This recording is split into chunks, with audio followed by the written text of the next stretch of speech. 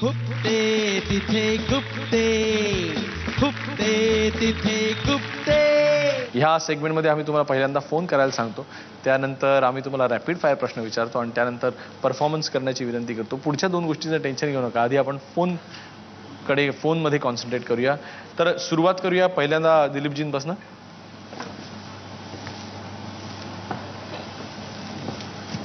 Hello. हां, मला जरा अण्णा हजारेंशी बोलायचं आहे. हां, आहेत का तिथे? हां, बोलू शकतात का? हां, चालेल. हां, अण्णा हजारे, मी मुंबईहून बोलतोय. दिलीप प्रभावळकर माझं नाव. हां, नाही, असंख्य लोकांना तुमच्याशी बोलायचं आहे, तुम्हाला धन्यवाद द्यायचे आहेत. हो. नाही, कारण काय आहे, आपल्याकडे आता म्हणजे ज्यांच्याकडे आशेने पाहावं, ज्यांचं मार्गदर्शन घ्यावं, असे पुढारी आहेत कोण, राहिलेत कोण आणि आहेत किती तसे. खरं तुम्हाला सांगतो अण्णा, की सामान्य माणूस खूप भांबावलाय, पिचलाय आणि अगदी वैफल्यग्रस्त झालाय. आणि या भ्रष्टाचारांची भूक ना ही भागतच नाही आहे. म्हणजे आणखी नवीन स्कॅम्स आहेत, नवीन प्लॉट्स, नवीन फ्लॅट्स, नवीन जमिनी, नवीन संपत्ती, अधिक जमिनी, असंच चालू झालंय सगळं. तर मला असं वाटतं की लोकांना तुम्ही एक प्रतीक वाटलात. हो, असं वाटलं की तुम्ही निमित्त वाटलात. तुमच्याकडून एक क्रांतीला सुरुवात होईल असं वाटलं. आम्हाला सगळ्यांनाच वाटलं. तुमच्या कदाचित लक्षात नसेल, पण फार वर्षांपूर्वी आम्ही तुमच्या राळेगण सिद्धीला आलो होतो तुमच्यावर लघुपट बनवायला. सुरेश खरे, विनय आपटे आणि मी. तुमच्यावर आम्ही लघुपट बनवला होता आणि तुमचा आदर्श गाव बघून आम्ही चकित झालो होतो. आणि तुमच्या देवळात आम्ही राहिलो होतो. तुम्ही सुधारणा दाखवली, आदर्श गाव दाखवलं सगळं आम्हाला. आणि तुम्ही आमच्या त्या लघुपटामध्ये थोडी ॲक्टिंग पण केली होती. तुम्ही आर्मीचा युनिफॉर्म घातला होता एका शॉटमध्ये, कारण तुम्ही आर्मीमध्ये नोकरीला होतात, लष्करात नोकरीला होतात, हे फ्लॅशबॅकमध्ये दाखवण्यासाठी. आणि तुमची सगळी आम्ही थक्क केलं तुम्ही आम्हाला. पण तुम्ही आणखीन काही वर्षांनी अख्खा देश हलवणार आहात हे त्यावेळेला आमच्या स्वप्नात सुद्धा नव्हतं. आणि ते तुम्ही केलं. आम्हाला खूप त्यावेळेची आठवण झाली राळेगण सिद्धीच्या आमच्या पहिल्या भेटीची. गीतेमध्ये एक श्लोक आहे, परित्राणाय साधूनां विनाशाय दुष्कृतां धर्म संस्थापनार्थाय संभवामी युगे युगे. म्हणजे सज्जनांचं रक्षण करण्यासाठी, दुर्जनांचा विनाश करण्यासाठी मी वेळोवेळी अवतार घेतो असं भगवान कृष्ण म्हणतात. पण अजून देव काही अवतार घेत नाही आहे. या पापाचे घडे भरलेत, ओव्हरफ्लो होत आहेत. म्हणजे हे आता माणसानेच करायला हवं आणि ते तुम्ही करून दाखवलं असं आम्हाला वाटतं. हो, आणि तुम्ही हो, म्हणजे या कोडग्यांना शिक्षा व्हायलाच पाहिजे. म्हणजे देवाकडून नाही, माणसांकडूनच व्हायला पाहिजेत या भ्रष्ट लोकांना, असं आम्हाला सगळ्यांना वाटतंय. आता काही लोक म्हणतात तुम्ही दुराग्रही आहात, हट्टी आहात, काही लोकांचं ऐकत नाही. पण असू दे. पण या व्यवस्थेविरुद्ध आवाज उठवता येतो, त्या व्यवस्थेला हलवता येतं आणि त्या व्यवस्थेला तुमची दखल घ्यायला भाग पाडता येतं, हे तुम्ही दाखवून दिलं त्यांना. आणि त्याच्यामुळे तुम्हाला तुमच्याकडून एक प्रेरणा घेऊन, स्फूर्ती घेऊन जर हजारो तरुण तयार झाले तर देशाला एक खूप चांगलं नेतृत्व मिळेल. आणि याच्याकडेच आम्ही सगळ्या आशेने करोडो लोक बघतायत भारतीय तुमच्याकडे. तुम्ही एक चीड व्यक्त करायला लोकांना एक निमित्त मिळालं. बरं, मी थांबतो आता. जरा गडबड दिसते तुमच्याकडे, राजकारणी मंडळी आलेत वाटतं. हो, नाही, जरा सांभाळा हां, स्वतःलाही आणि देशालाही. बाय. वाह वाह वाह,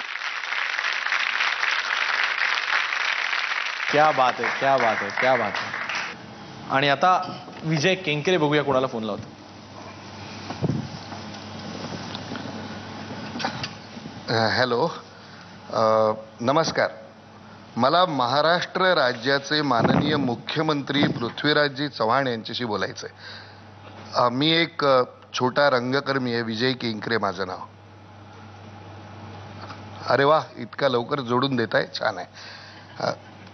नमस्कार, मी विजय केंकरे बोलतोय. मी एक छोटासा नाट्य दिग्दर्शक आहे. माझी एक छोटीशी विनंती आहे की गेल्या काही वर्षामध्ये मराठी नाटकांना अनुदान मिळतं आहे, तर ती जी स्कीम आहे त्या स्कीमविषयी थोडंसं तुमच्याशी बोलायचं आहे. हो, नाट्य व्यवसायाला अनुदान मिळतं. हो, हां, तर नाही, काय आहे की कुठल्याही व्यवसायाला सरकारने अनुदान द्यावं का, हा माझा तुम्हाला पहिला प्रश्न आहे. कारण तसं झालं तर उद्या रस्त्यावरचा इडलीवाला सुद्धा तुमच्याकडे अनुदान मागेल.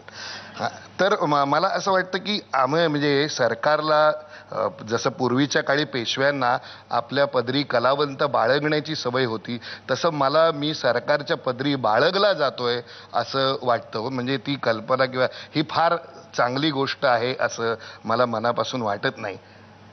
हो, म्हणजे ही स्कीम जी आहे त्याच्यामध्ये ABCD अशा कॅटेगरीज आहेत. आणि त्यानंतर होतं काय की या स्कीममधून प्रस्थापित निर्मात्यांना जास्त पैसे मिळतात. त्यापेक्षा तुम्ही अनुदान जर द्यायचंच असेल तर ते नव्या लोकांना द्यावं. त्याची गरज जास्त समांतर रंगभूमीला आहे. आणि कसं होतं की व्यावसायिक रंगभूमीच्या लोकांना जर तुम्ही असं अनुदान दिलं तर तुम्ही त्यांना सक्रिय नाही हो, निष्क्रिय करता. हो, कारण त्यांना खात्री असते नाही का की 50 प्रयोग आपण रेटले की आपल्याला अमुक एक अनुदान मिळणार आहे. मग मी माझा नवा असा प्रेक्षक वर्ग तयार करण्यापेक्षा अमुक एक नाटक केलं तर एक त्याच्यामध्ये सेफ्टी आहे ना हो, तर ती मला मिळते. तर नाही, आम्हाला हलवून जरा स्वतःच्या पायावरती उभं राहू दे. तर त्यामुळे मला असं वाटतं की हे अनुदान नव्या मुलांना स्कॉलरशिप द्यायला किंवा तुम्ही लायब्ररीज उभ्या करायला, समांतर प्रायोगिक ज्या संस्था आहेत त्यांनाही अनुदान देऊन त्यांना स्वतःच्या पायावर उभं करायला जर मदत केली तर त्याचा खूप फायदा होईल. कारण शेवटी काय होतं अहो, ज्या राज्यामध्ये शेतकरी आत्महत्या करतो, म्युन्सिपल स्कूलच्या शिक्षकांचे फारसे पगार दिले जात नाहीत, तिथे एक संवेदनाक्षम रंगकर्मी म्हणून मला असं अनुदान घ्यायची आणि अनुदान क्षमा करा पण देणाऱ्यांची सुद्धा लाज वाटते हो.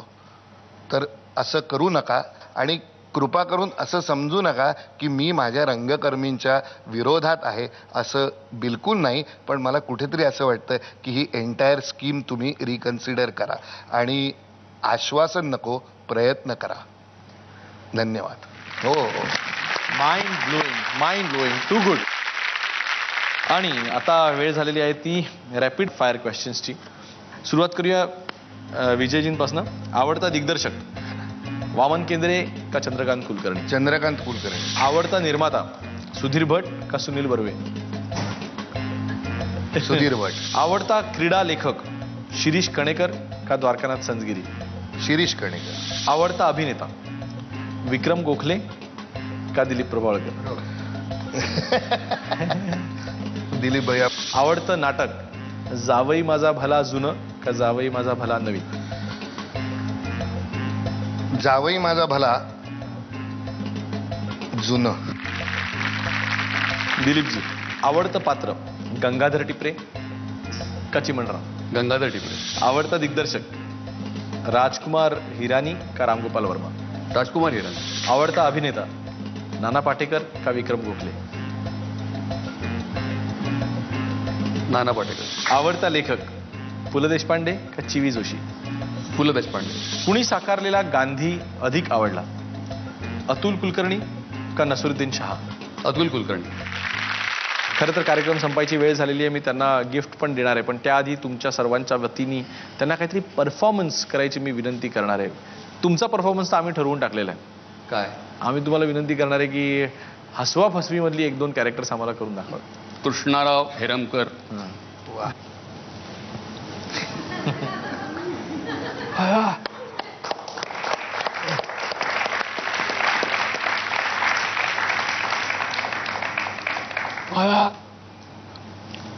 मला तुम्ही इकडे बोलवलं, हा मला मोठा आनंद झालेला आहे. आता आम्हाला कोण विचारू? आता आम्हाला कोणी विचारत नाही. एक काळ आम्ही गाजवला होता संगीत रंगभूमीचा, एक काळ आम्ही गाजवला होता.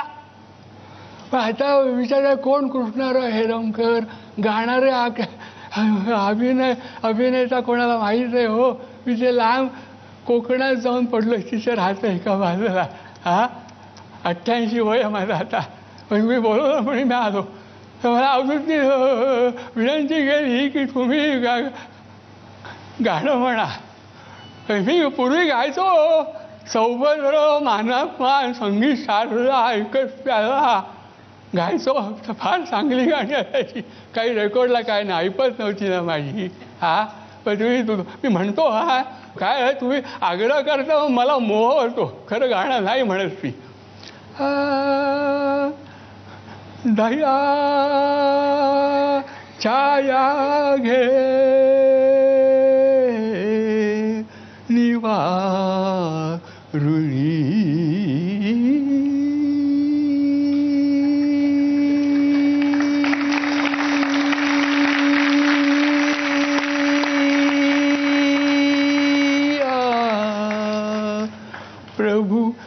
मरवली कोपला हा प्रभू मरवली कोपला हा. नाही हो, ताना नाही घेत आहेत. मला दरवेळेला वाटतं मला जमेल जमेल जमेल, पण नाही जमत. काय आहे, मी म्हातारा झालोय हा, पण गळ्यातल्या सुरांचं म्हातारं पण स्वीकारायला मन तयार होत नाही, पण स्वीकारावं लागतं. काय करणार हा. एकेकाळच्या वैभवाचे आता भग्नावशेष उरलेले आहेत हा, आणि ते मला बघावे लागतात हा. म्हणून मी कुठे गात नाही हल्ली, मी कुठे गात नाही हा. फक्त मनातल्या मनात गातो, कारण तो माझा आवाज पूर्वीचा आहे.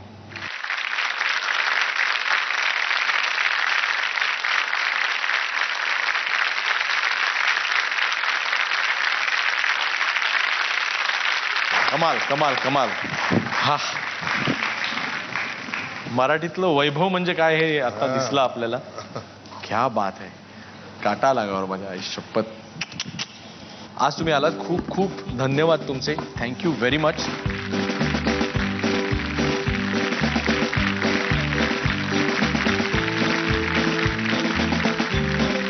आजचा भाग तुम्हाला कसा काय वाटला नक्की कळवा. आमचा पत्ता आहे खुपते तिथे Gupte, Zee Marathi, 135 continental building, doctor Annie Besant road, Worli, Mumbai 400018.